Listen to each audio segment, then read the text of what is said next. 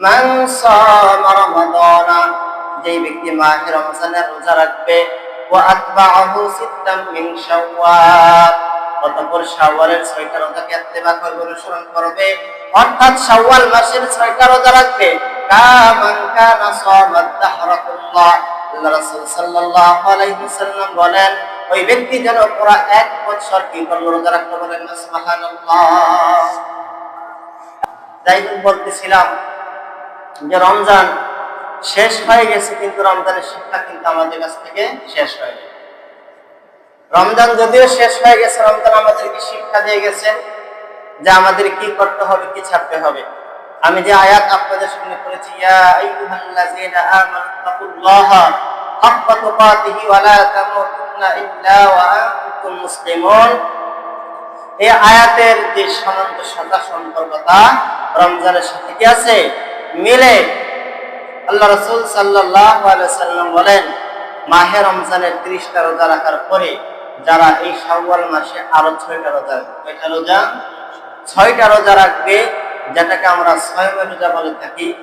আপনার এই 6টা রোজা যারা রাখবে, আল্লাহ রাব্বুল আলামিন ওই বান্দা বান্দির আমলনামায়, আমার ওই উম্মতের আমলনামায় পুরা 1 বছর রোজা রাখবে যে সওয়াব, সেই সওয়াব আমার আপনার আমলনামায় চলে যাবে। সুবহানাল্লাহ। আল্লাহ রাসূল সাল্লাল্লাহু আলাইহি ওয়াসাল্লাম বলেন, মান সামা রমাদানা, যেই ব্যক্তি মাহে রমজানের রোজা রাখবে, ওয়া আতবাআহু সিত্তাম মিন শাওয়াল, অতঃপর শাওয়ালের 6টা রোজাকে ইত্তেবা করবে, অনুসরণ করবে, অর্থাৎ শাওয়াল মাসের 6টা রোজা রাখবে, কামান কানা সামাদ দাহরা কুল্লাহ। আল্লাহ রাসূল সাল্লাল্লাহু আলাইহি ওয়াসাল্লাম বলেন, ওই ব্যক্তি যেন পুরো 1 বছর কি করলো, রোজা রাখলো। বলেন সুবহানাল্লাহ। এখন আমি আপনি যদি 6টা রোজা রাখার কারণে আল্লাহ রাব্বুল আলামিন আমার আপনার আমলনামায় 1 বছর রোজার সওয়াব দেয়া দেয়, আল্লাহ রাব্বুল আলামিন কিছু কমতি হবে? কোনো কিছুর অভাব হবে? মানুষ আল্লাহকে কষ্ট করতে পারবে? আপনি কেন 6টা রোজার বদলতে 1 বছর রোজার ফজিলত দিয়া দিলেন? এই ক্ষমতা কারোর আছে? কারোর নাই। তাহলে আমাদের কি করণীয়? আমরা যারা পারি, আমরা যারা এই রোজা করা রাখার সাধ্য আছে, আমরা যেন কি করি, এই মাহে রমজানের পরেও শাওয়ালের 6টা রোজা রাখি। আল্লাহ আমাদের সকলকে তৌফিক দান করুন, সকলে বলি আমিন। আর এইটা কি বলা হয়েছে? তাকওয়া।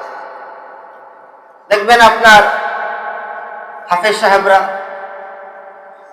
সাহেবরা যখন আপনার কি করে, রমজানের তারাবি শেষ করে, কি করে, তারাবি শেষ করে, তারাবি শেষ করার পরে আপনার আবার সূরা নাস পড়ার পরও আলিফ লাম মিম যালিকাল কিতাবু লা রাইবা ফি, এরকম ভাবে উলাইকা হুমুল মুফলিহুন পর্যন্ত পরে ওনা কি করে, শেষ করে দেয়। যারা তা খতমে তারাবি করেন, আপনার এটা হয়তো শুনে থাকবে। কেন করে দেই? এই স্টার্টটা কেন করে দেই? যাতে করে আপনাদের কাছে এই শিক্ষাটা দিয়ে দেই যে রমজান মাসে আমরা কি করলাম, 27 দিনে এই কোরআন শরীফ কি করলাম, খতম করলাম। আবার আপনাদেরকে স্টার্ট করে দিলাম, শুরু করে দিলাম। বাদ বাকি 11 মাস আপনারা কি করবেন, এই কোরআন শরীফ তেলাওয়াতের মাধ্যমে আপনাদের এই আমলটা কি রাখবেন, জারি রাখবেন। কি রাখবেন? জারি রাখবেন। এই জন্য আল্লাহ রাসূল সাল্লাল্লাহু আলাইহি ওয়াসাল্লাম বলেন, মাহে রমজানের 30টা রোজা রাখার পরে আল্লাহ রাব্বুল আলামিন শাওয়ালের 6টা রোজা তোমাদের জন্য নফল করে দিয়েছেন। তোমরা কি করবা? রমজানের জারি স্বরূপ, অভ্যাস স্বরূপ, ভালো অভ্যাস স্বরূপ শাওয়ালের 6টা রোজা রাখবা।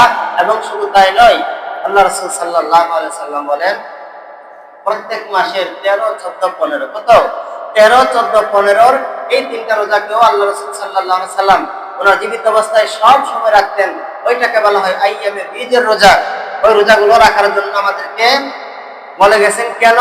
ওই যে আপনার রোজার অভ্যাস হিসাবে, অভ্যাস হিসাবে আমাদের যাতে রমজানের রোজাটা সারা বছর আমরা আপনার মধ্যে কি থাকে, জারি থাকে। এই জন্য আমাদেরকে এই রোজাগুলো রাখার জন্য আদেশ দিয়ে গেছেন। এই জন্য আল্লাহ রাসূল সাল্লাল্লাহু আলাইহি ওয়াসাল্লাম বলেন, আল্লাহ যে বলেছেন লাআল্লাকুম তাত্তাকুন, যাতে তোমরা মুত্তাকি হইতে পারো, মাহে রমজানের রোজাগুলো রাখবা, সালাতগুলো আদায় করবা, তাসবিহগুলো আদায় করবা, কোরআন তেলাওয়াত করবা। রমজান শেষ এই না যে তোমাদের রোজাও শেষ, সালাতও শেষ, তাসবিহও শেষ, কোরআন তেলাওয়াতও শেষ। রমজান শেষ মানে তোমার মধ্যে আবার ওই 5 ওয়াক্ত সালাত, আবার শাওয়ালের রোজা, প্রতি মাসের 3টা রোজা।